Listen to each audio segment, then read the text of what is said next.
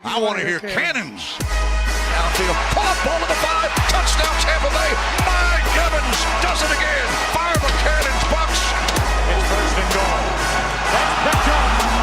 That's picked off, and who else? Rondé Barber. And the Tampa Bay Buccaneers may ride to the Super Bowl with that one. Third down, 18. Dropping Gannon, looking Gannon. Those up with the head. Intercepted. 30. Derek Brooks 30. Brooks to the 25. 20. Derek Brooks all the way. There it is. The dagger's in. We're going to win the Super Bowl. And there the cannons go. Fire them. Keep on firing them. Keep on firing them. Hello and welcome to an abbreviated episode of the Cannon Fire Podcast. Happy holidays to you. I'm your host, Rhett Matthew. Joined alongside me, my good buddy and co-host from BucsNation.com, Evan Wanish. Today, we are looking ahead to this week's game between the Tampa Bay Buccaneers at 7-7 and the Jacksonville Jaguars, who are also at the top of their division and fighting for their postseason lives, as we know how tough that AFC playoff picture is. But a pretty big game this weekend for both of these teams, and the biggest news of the week, Evan, is Jacksonville Jaguars quarterback Trevor Lawrence clearing concussion protocol, taking the trip with Jacksonville down to Tampa, and seems like he's going to start in a crucial game this week for Jacksonville against the Bucs. Yeah, I mean, you're looking at two different teams that are going in two completely different directions. The Buccaneers, obviously winners of their last three, won 3 straight. The Jaguars have lost 3 straight. So two teams that are just going in completely opposite directions right now. And like you said, I mean, I would say probably, just because of what I just said, Jacksonville probably needs to win more than Tampa Bay does, because really the games that matter for Tampa Bay are the next two, right after this one, against New Orleans, against Carolina, against, those division opponents. Those are the ones that matter the most, but, every game still counts in the win column. So you're going to look to, I think this is the type of game to maybe not the final score, but maybe show that, like, okay, you can hang with a decent football team. Like the Jaguars, I think, are still a good football team. They have been struggling, but I do think they're still a good team. And sure, the Buccaneers have won 3 straight, but it was the Panthers, Falcons, who the team that the Panthers beat the very next week, and then the Green Bay Packers. So I think you want to prove to the fan base that you can hang with this team, and even if you do lose, have it be a competitive, close game. Because when the Buccaneers have played good teams this season, it hasn't always been that close. So I think that's important to keep riding that momentum, and hopefully give the home crowd something to cheer about after 2 straight weeks on the road. On the injury front, the Bucs come into this one probably the healthiest they have been all year. Wide receiver Raheem Jarrett is the only one officially ruled out. Now, Antoine Winfield Jr. listed as questionable with a calf injury. They have been keeping an eye on him all week at practice. He did not practice Friday, so I think he'll be a game-time decision, but my gut opinion says he'll probably give it a go. So the fact that the Bucs come into this one as healthy as they are is another good sign as to where this Bucs team is trending, as they are just a few short weeks away from the postseason. Speaking of the postseason, just an update on that as well, if I'm not mistaken, Evan. With New Orleans falling to the Rams on Thursday Night Football, I believe now any 2 victories on the year should be enough to secure the NFC South for Tampa Bay. Is that true? Yeah, I believe so. Yeah, they cannot clinch this weekend. There is no scenario where Tampa Bay can clinch the NFC South this weekend with a win or a loss. It does not really matter what happens. They can't clinch. But I do believe, especially, if you beat New Orleans next week, I do believe that, any 2 victories, especially if it's the one of them is against New Orleans, should wrap up the NFC South. It really helped, obviously, with the Saints losing to the Rams, also with the Falcons losing to the Panthers. Those 2 losses by those 2 teams are what really have put the Buccaneers in a great position to be able to clinch the NFC South for a 3rd straight season. For the Tampa Bay Buccaneers on defense, before we talk about the other side of the football, wanted to get your thoughts and expectations for what this defense is going to be facing, because it's obviously a huge development with Trevor Lawrence out there with Jacksonville. It keeps things consistent for them. They don't really have to bring many new wrinkles into the offensive playbook like they would have possibly had to do for C.J. Beathard if that's who the Bucs were going to end up facing. But Trevor Lawrence has played through injury a lot this year, and it hasn't always been good. So this could go one of 2 ways for him. But realistically, what do you expect to see from Lawrence, from Jacksonville, and what do you want to see from this Bucs defense this week? Yeah, I mean, as far as Jacksonville goes, I have to imagine they're going to try and keep it as simple as possible. Not really force the because you also got to remember, yeah, Trevor Lawrence injured his ankle a few weeks ago. So his ankle, there were some thoughts about maybe he would miss a couple of weeks. So the That ankle's first not game, 100%. yeah, that first game So after the ankle injury, he came back yeah, through 3 picks, and they yeah. lost that week. Yeah, so the angle's there, and then not only that, the concussion, and so yeah, he's not 100% healthy. I just don't think that Jacksonville is going to want to put him in many positions that like are forcing him to make that many difficult throws, forcing him to make off balance throws. So I don't really know how much movement you're going to see, right? Like getting him outside the pocket and stuff. So I think it's important I think tackling is going to be pretty important in this game for Tampa. And obviously Calvin Ridley, a great football player. They got a couple, Travis Etienne, he can hurt you in the pass game and the run game. I think tackling is going to be a big key here. So that's what I'm looking for out of the Bucs defense. Now, Jacksonville's offensive line has struggled so far this season.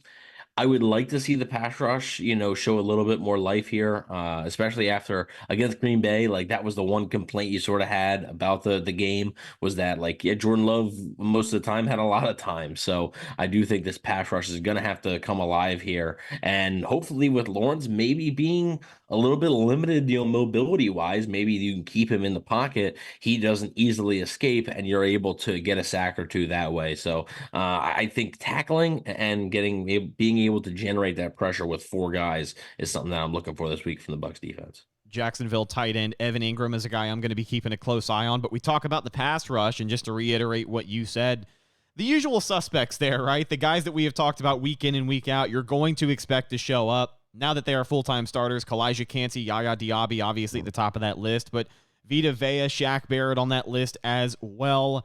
It's going to be an interesting matchup here this week. But for the Bucs on the other side of the football, I wanted to talk about what Jacksonville has on defense, and I wanted to talk about the outside linebackers, Josh Allen and Trayvon Walker. That's going to be a pretty tough test for Luke Gedeke and Tristan Wirfs, who, we have talked about Tristan Wirfs playing through injury and Luke Gedeke looking more and more like a solid NFL starter at right tackle. But again, just another tough test for them this week, and a Jacksonville team that's going to be playing their asses off, quite frankly. Yeah, I do actually think this is a tough test. Josh Allen is a terrific football player.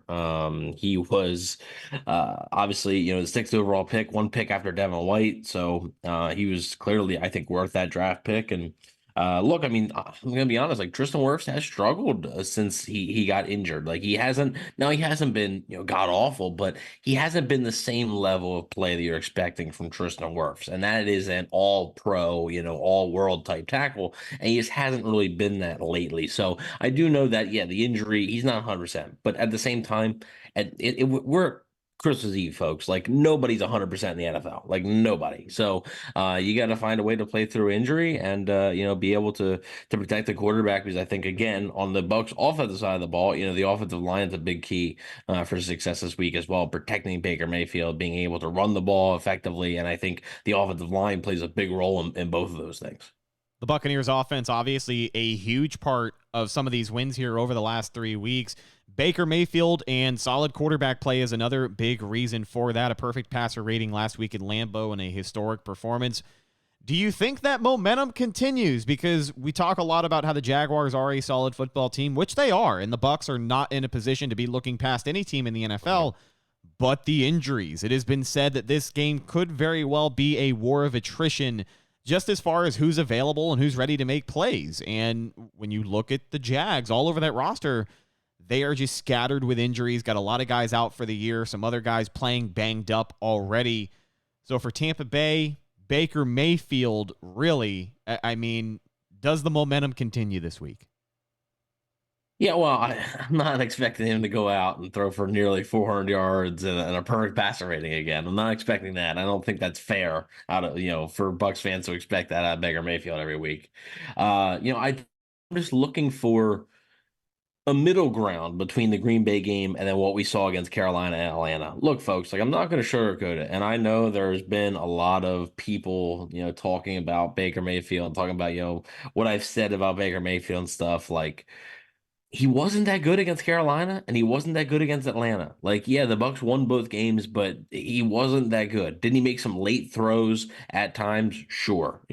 Especially in the Atlanta game. Obviously, the two big ones, which essentially saved their season. Because I think even if they would have beaten Green Bay last week, if Baker Mayfield doesn't make those two throws in Atlanta, I don't think the win against Green Bay really means anything, because it would still be a pretty uphill battle to win the South. But I do think, you're looking for that middle ground of not really perfection. I don't think that's fair.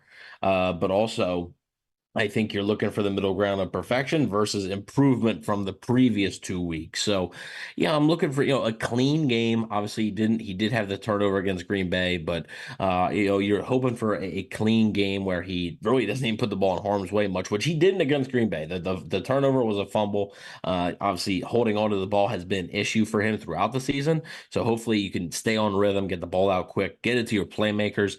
They got Chris Godwin plenty involved last week. Hopefully they can get both Mike Evans and Chris Godwin involved. I've been loving the way they've been using Rachaad White in the passing game. I think it is perfect for his type of skill set. So getting him involved consistently in the passing game as well. And then, like I said, I think being able to run the ball will help Baker Mayfield, because, I mean, even when he took, the Browns to the playoffs in 2020, like, he had a really good running game that helped. He doesn't have to throw the ball 40 plus times, because, you can ask Tom Brady to do that, right? You can ask the Patrick Mahomes, the Josh Allen, the Jalen Hurts. Like, you can ask those guys to do that.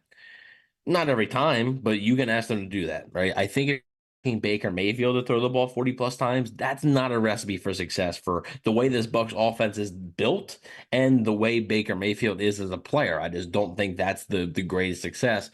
That also shows to me that you're down for most of the game if he's throwing it that many times. So I am looking for not a repeat performance of Green Bay, but just playing consistently good football. Not great, because last week he was great, right? If he does that again, fantastic. Like, more power to him, but you can't really expect that week to week from him. Yeah, I think it's going to be another good week for the Buccaneers throwing the football, honestly. The Jags come into this ranked 29th. They're hot. The entire offense is just hot, man. They're looking at the right time. Yeah, exactly. Jaguars come into this one ranked 29th in the NFL in passing defense, allowing 256.6 passing yards a game, which is, towards the bottom. But let's not forget the Bucs ranked 31, allowing 263.9 passing yards per game.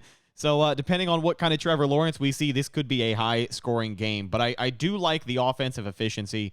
I think the Bucs are clicking at the right time, and the entire team knows what this game potentially means. I think a lot of people are looking at this game to figure out if the Bucs are really what they think they are this time of year. I said a lot of things about this football team about a month ago when they were coming off of just a terrible stretch of games there in the middle of the season. I think losing 6 out of their last 7, that was tough to swallow after a 3-1 start. It really was. But this team has shown me week in and week out, especially last week against Green Bay, the fashion that they went out there and won that game. I know Green Bay is probably not a better football team than Jacksonville, especially when you have a healthy Trevor Lawrence.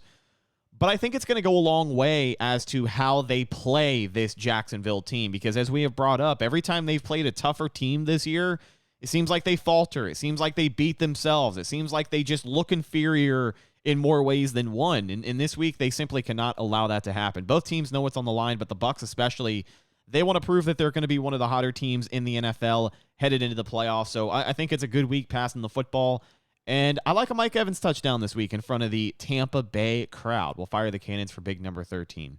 All right, so this is an abbreviated show, and I was going to get around to that. I know it's not as long as our normal game previews. We didn't quite get into as much detail as we normally do, but I don't know if you guys have heard, but it is the holidays. And, we just kind of got busy. Yeah. So I have heard. That's what I have been told. That's what the music on the radio is telling me, is that it is really quick, since it's the holiday season, and we're going to get into predictions. But if you could have one, and I believe they asked Todd Bowles this, right? Reporters asked Todd Bowles this or whatever, and he gave win the next 3 and then win the okay, whatever, obviously. But okay, if you could have one Christmas wish, right, for this Buccaneers team, right? Not necessarily, doesn't have to be win the Super Bowl, right? But if you could have one Christmas wish for this Buccaneers team, what would it be? It could be an individual player playing better. It can be the team winning a game. It could be, it could be anything. If you had one Christmas wish for this Buccaneers team, what would it be? Franchise quarterback. Okay. Yeah. Franchise. Well, I know. According to some, they have it. So I know a lot of people are probably going to be upset, and they might react a little harshly to that statement. But at the end of the day, we don't know with Baker Mayfield. We don't, and that's why we have the conversation week in and week out of if he's the guy or not. There's still people commenting and telling us why we were right or wrong on a podcast that we did almost 2 weeks ago because Baker Mayfield is that divisive, and we just don't know. If I had a player at the quarterback position that I knew the Bucs were going to have for 20 years, like let's just say Tom Brady, if we knew 20 years, let's say 10. 20 years is a lot. 20. It's a lot, but it is a lot. Like, wouldn't that be Patrick awesome? Mahomes isn't going to be playing football for 20 years. No. I don't know. Especially, it all depends on the style, right? Brady could play 20 years because he was a pure pocket passer. Like, he wasn't taking hit after hit after hit. If you get a Jaden Daniels or whatever, or Caleb Williams, who's going to be taking the hits, like, you're not going to play as long. I want a franchise quarterback that the rest of the NFL, even the casuals, can look at and be like, all right, that's our guy. You know what I mean? Because people are going to argue about Baker Mayfield 6 ways from Sunday. Like, it's going to be an argument. Even if the Bucs decide to sign him to a contract extension, which I think he deserves, it's still going to be a conversation that we're going to have. And some people are not going to be happy about it. They're going to pout and they're going to complain because they didn't want Baker to be the guy, and that's fine. They're allowed to have that opinion. But I would like a franchise quarterback that no questions, no ifs, ands, or buts. That's the guy, and every single year you build your team around him. That's the consistency that I don't think the Bucs have ever had in the history of the franchise, aside from the 3 seasons that we had Tom Brady. So even in those 3 seasons, and it's different when you draft a guy too. Like Tom Brady was great or whatever, and he was technically a franchise quarterback, but you all knew that was temporary, right? Like, he was a free agent. Like, it's different when you draft a guy and you see that guy develop from 1 year to the next and just become this star, right? That's different. And that what you're describing, the Buccaneers have never had in their franchise, like never. Yeah. There's a reason that a quarterback that the Buccaneers have drafted, don't matter if it's round 1 or if it's round 7, a quarterback that the Buccaneers have drafted has never received a second contract from the team. Never. They've never signed a second contract. So there's a reason for that. It's because they haven't found a guy worth it. So yeah, I do think you're not wrong with the franchise quarterback wish. I would wish for an elite pass rusher. How about that? I'll take the side of the Baker Mayfield fan club. And I'm just saying, like, if I had to choose one thing right now for this specific team, right? For this specific team, I'm talking about this specific, maybe 10 years. If we're talking the next 10 years, sure, franchise quarterback, whatever. But like for this specific team, I think they would benefit greatly from having like an elite pass rusher. You like Baker Mayfield, don't you? Oh, apparently I hate him. People, I say to people that I liked him. I like Baker. I like Baker the person. I like Baker the football player. Just because I don't think he's God Almighty. I guess I despise him. But yeah. Let's do some score predictions and wrap this thing up. I think it's a good week for the offense. I don't want to overexcite myself. I don't want to set myself up for failure, because when I have had this feeling that I feel right now about the Tampa Bay Buccaneers this season, every single time they have gone out and they have crapped the bed. Every time I've said that, like, this is the game to prove that you're this is the game to prove that down the stretch you're blah, blah, blah. Every single time I've said that, they've lost. So my score prediction is probably not going to be what it was initially. The Bucs have upped their scoring total for the last 5 weeks in a row, finishing the last 2 games with 30-plus points, if I'm not mistaken. Atlanta was 29. So 29, excuse me, sorry. So 29 and then 36 last 34. week? 34. I think they score over 30 again, and I do think they win. I think Trevor Lawrence is going to make it tough on them, and this is a game that will be entertaining. It's in the 4 o'clock window. Bucs wearing red and pewter. Merry Christmas. The Bucs are wearing red and pewter. They're wearing their home uniforms at home. Also, was it annoying to anybody else or just me? I actually, it wasn't just me because I saw this on Twitter. Somebody noted this on Twitter. In their post announcing it, they wrote it was almost like they were like they acted like they were like throwing us a bone. Yeah. Like, all right, we'll wear them. There you go. We heard you. Like, dude, it's your home uniform. Like your your primary color is red. Like I don't understand. Just like Christmas, red and pewter only comes once a year is what I had to say about it. But I'm excited to see the boys don their primary colors for this matchup. I do think the Bucs score 30 plus. I think Trevor Lawrence makes it a game, and the offense is going to have to come through again this week. I got the Bucs coming out on top 31-28. 31-28. Okay, well. Yeah, so obviously the Bucs sitting at 7-7 have a chance to go over 500 for the first time since they woke up on the morning of Sunday, October 22nd. They lost the Atlanta Falcons that day, dropped to 3-3, and have not been over 500 since. So they have a real opportunity to do something they haven't done in over 2 months, and that is to be over 500. And really, I think a win this week would give a lot of people the confidence. I think there's a lot of people are confident they're going to win the NFC South. It's just I don't think and from my end either, like there's not a ton of confidence. Like, are you going to be able to really make any noise in the playoffs? Like, are you just going to go in the playoffs? It's going to be a repeat of last year. Boom, you're out first round, right? I think a good performance, even if it's a loss this week, I think a good performance in a close game, win or lose, I think would really go a long way in Bucs fans having the confidence that, yeah, this team maybe not is as good as Jacksonville or as good as, a team they might play in the playoffs like a Philly or a Dallas, but like they can hang, right? Like they may not beat them, but they can hang. So I do think obviously Trevor Lawrence most likely playing does affect this. If CJ Beathard was in the game, I think it obviously favors the Bucs much more. I do think it's fairly high scoring. I don't have the Buccaneers going over 30 points again. I have them just short of that. I'm going to go Bucs 27, Jaguars 26. I actually think it's the defense that makes a turnover or two, and that's the difference there. So we'll see. It's not a great sign that we were both predicting the Bucs to win. We'll see. I mean, I'm not sure the last time they won 4 straight. I'll have to check because obviously the last time they won 3 straight was in the 2021 season. The last time they won 4 straight was I think it may have been. I mean, that was the best team. So like that team in the regular season, at least that team was better than the team that won the Super Bowl. Yeah. So yeah. let's see here. 1, 2, 3, 4. No, yeah, they won 4. Yep, in 2021. Yep, that was the last time they won 4 straight. So that was a fun season.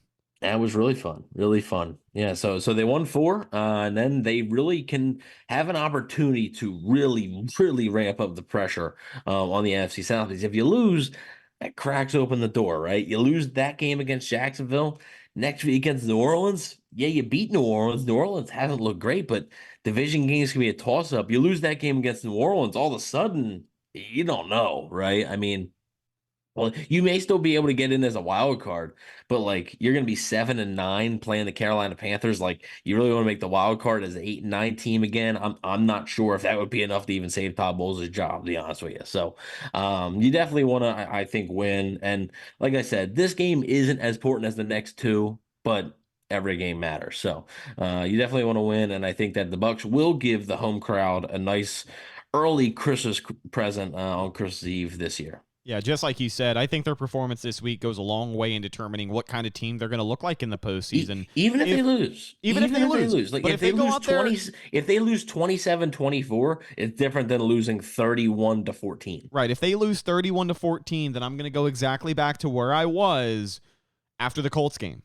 Yeah, this team may make the postseason, but I don't have much faith for what they're going to do depending on whoever they play when they get there. But if you play well against the toughest team you have left on the schedule, aside from maybe New Orleans, and I know New Orleans is beat up, and I know a lot of people look at them as a dumpster fire, but it's a division. They still play the Bucs tough. Outside of New Orleans, Jacksonville, the toughest team on the schedule. You got to play this like a playoff game, and they have. The Bucs have not lost ever since Baker Mayfield called the team out, and ever since it's been a playoff mentality. The Bucs are 3-0, so a lot on the line for both teams this week. Should be a fun matchup, and Evan, just like you said, I think the Bucs are going to give these home fans something to cheer about in Raymond James Stadium on Christmas Eve.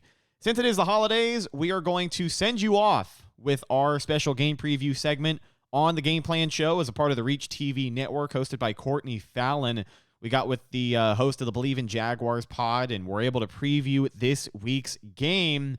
And it's just a cool segment. You know what I mean? We've been doing it recently as a part of the podcast network, and it's produced very well. It airs in every airport in the country, apparently. I found that out just a couple of weeks ago and got some pictures of it in action. But, you know, it's some extra content that we don't always have the time to put up on the YouTube channel, so just wanted to include it in this week's game preview.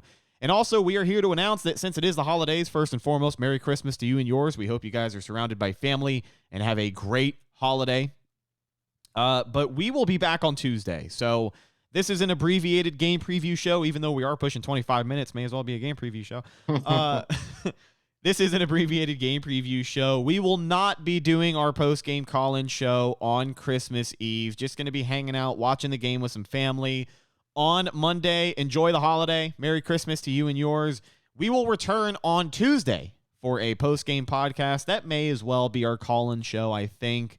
So yeah, I think we will talk to you guys again the day after Christmas, but until we talk to you again, thank you, of course, for listening. It has been another great year for the podcast as the regular season winds down. Getting ready for the postseason, a huge game this weekend for the Bucs, and hope they come out on top. Evan, any final thoughts? No, just, ditto, echo everything that you said. And, thank you all for all the support for this whole season. That obviously the team's had ups and downs, but the podcast has basically been consistently up. So we really appreciate all the support throughout the whole season. We hope you have a very Merry Christmas and a happy holiday. So we will talk to you again very soon, but this won't be after the game like you guys are accustomed to. So if you're looking for us, you're going to have to wait until Tuesday, but we'll make it worth your while, I promise. Let's send it over to Courtney Fallon for this week's game plan segment. We'll talk to you guys after the holidays. Merry Christmas, and until next time, as always, go Bucs. I'm Courtney Fallon, and welcome to the Game Plan on Reach TV, your insider guide to this week's key NFL action. In the Game Plan, I tap into the Believe Podcast Network to bring you the most important information you need to know for this week's big NFL games.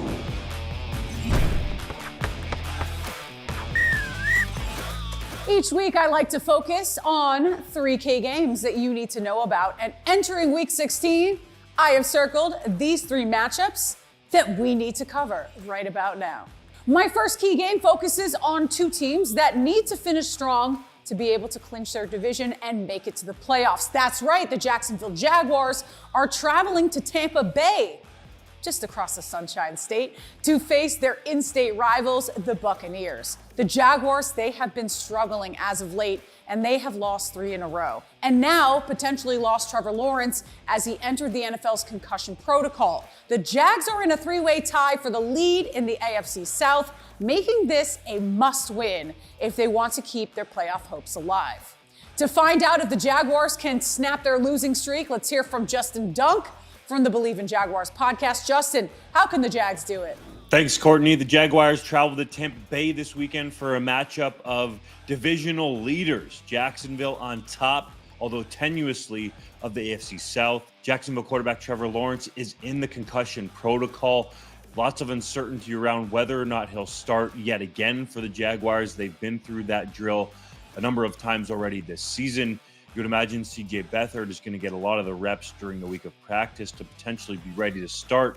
If he has to go, it seems unlikely that we will know who will start at quarterback up until either Saturday night or Sunday. All kinds of confidence for this Buccaneers offense that features Mike Evans and Chris Godwin. The Jags defense will need to play well yet again, but Jacksonville's offense has to get some production solved and move this football consistently to have a chance against the Buccaneers on the road in Raymond James Stadium.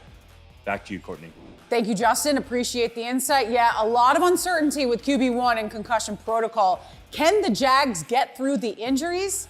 C.J. Beathard is the Jaguars' replacement. What did I say last week? Listen, smoke and mirrors with this Jaguars team starting to clear. And if their quarterback doesn't clear concussion protocol, I don't know. Me personally, I don't like Jacksonville's chances. While the Jaguars have gone 0-3 this month, the Buccaneers, led by Baker Mayfield, have had a December to remember. They're on a 3-game winning streak, keeping them tied with the Saints for the NFC South division lead. To find out if the Bucs can get it done at Raymond James Stadium, let's hear from Rhett Matthew and Evan Wanish from the Cannon Fire podcast. Guys, what do you got for me? Thanks, Courtney. Tampa Bay Buccaneers quarterback Baker Mayfield is fresh off of probably the best game of his career. Against the Packers last Sunday, Baker went 22 for 28, 381 yards through the air, 4 touchdowns, no picks, and of course a perfect 158.3 passer rating. So not only is Baker playing well, but the rest of this Bucs offense is seemingly getting hot at the right time, increasing their point total for the last 5 weeks. Dave Canales has done a great job making adjustments throughout the season. So Evan, your thoughts on the Bucs this week? Yeah, obviously a big factor, I think, is going to be a turnover battle. They're 0-4 this season, so they can afford one turnover. They had one turnover in Green Bay, were able to overcome it with a 34-point performance, but turning the ball over multiple times has been a recipe for disaster for this team. So look for the Bucs offense to try and continue to protect the football while also being explosive and being able to put up points on the board against Jacksonville. Should be a great game. Back to you, Courtney. Thank you, Rhett. Thank you, Evan. Listen, again, like I said, can Baker Mayfield repeat that performance? He's going to need to. Santa found Florida's NFL man all on the nice list. The Dolphins, Jacksonville, and the Bucs. They're all in first place in their division, but I think the Bucs are on his nicest list. Yes, Santa has a nice list and a nicest list. I'm going to ride out with the Bucs on a high. I'm taking Tampa Bay to edge the Jacksonville Jaguars in this one. Well, that's all the time we have on the game plan today. Go check out the Believe Podcast Network for more in-depth analysis on every team in the league. And don't forget, you can catch every game live on Reach TV all season long. We'll see you next week.